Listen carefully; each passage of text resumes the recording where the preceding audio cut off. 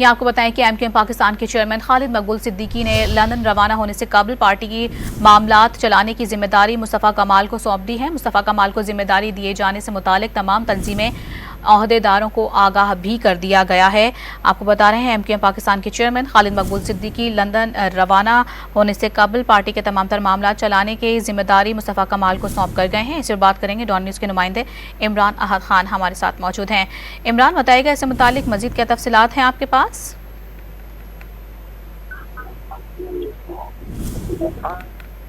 جی عمران بتائے گا، MQM پاکستان کے chairman خالد مقبول Siddiqui London کے لیے روانہ ہو گئے ہیں اور تمام تر ذمہ داری مصطفیٰ کمال کو سونپ گئے ہیں۔ آپ کے پاس اس حوالے سے کیا تفصیلات ہیں؟